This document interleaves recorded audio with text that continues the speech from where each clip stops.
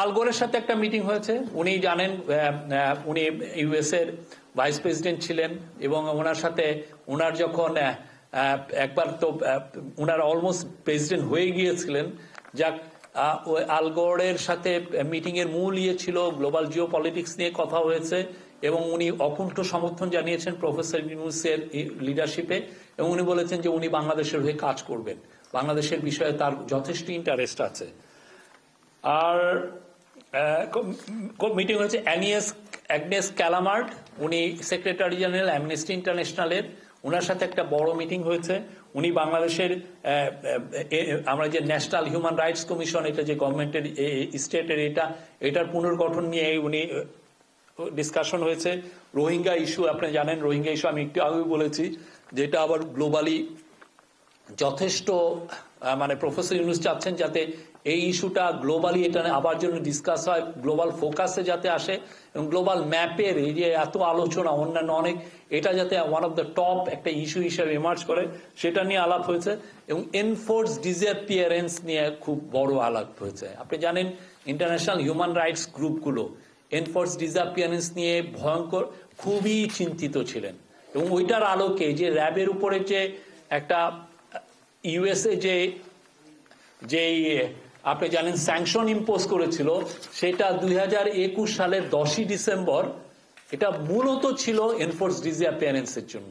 তো তখন যেটা ইন্টারন্যাশনাল হিউম্যান রাইটস গ্রুপ যেই কাউন্ট করেছিলেন যে 660টার মতো এনফোর্স ডিসঅ্যাপিয়ারেন্সের কথা, কিন্তু এখন আমরা যখন ইনকোয়ারি কমিশন করে দেওয়া হয়েছে, এখন এই নাম্বারটা ধারণা করা হচ্ছে 3500। অলরেডি 1776টার মতো কমপ্লেন্ট পাওয়া গেছে, কিন্তু অনেকে এখনো ভয়ে আছেন যে যদি তাদের বিষয়টা বলেন এটার ইম্প্যাক্ট রিপার্কেশন কি হবে। হ্যাঁ, তো সেই জন্য এটা আমরা ওই কমিশন আমাদেরকে জানিয়েছেন যে এটা 3500-এর বেশি হবে।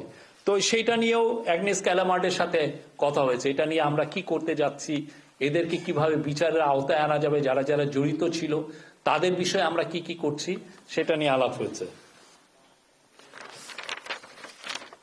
ফিফার প্রেসিডেন্টের সাথে একটা বড় আলাপ হয়েছে এবং ফিফা প্রেসিডেন্ট স্যারের ইনভাইটেশন একসেপ্ট করেছেন। জিয়ান্নো ইনফান্তিনো ফিফার প্রেসিডেন্ট, উনি বাংলাদেশে খুব দ্রুতই সফরে আসবেন। আসলে যেটা হবে যে উনি বাংলাদেশের ফুটবলের ব্যাপারে তার একটা স্পেশাল ইন্টারেস্ট আছে, বিশেষ করে বাংলাদেশের মেয়েরা। আপনারা জানেন কিছুদিন আগে বাংলাদেশের মেয়েরা দ্বিতীয়বারের মতো সাফ এর চ্যাম্পিয়ন হয়েছে।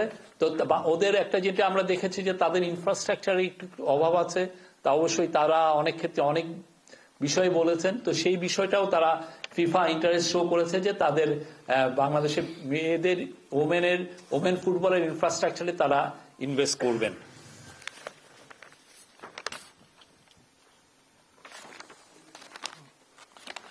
আর একটা হচ্ছে অনেকগুলো ইন্টারভিউ দিয়েছেন সেখানে এবং বেশিরভাগই ইন্টারভিউর ইন্টারেস্টটা ছিল যে গ্লোবাল যারা বিজনেস এবং ফিনান্সিয়াল যারা টপ নিউজ পেপার বা ম্যাগাজিন, তাদের ইন্টারেস্টের একদম কেন্দ্রবিন্দুতে প্রফেসর ইউনূস ছিলেন।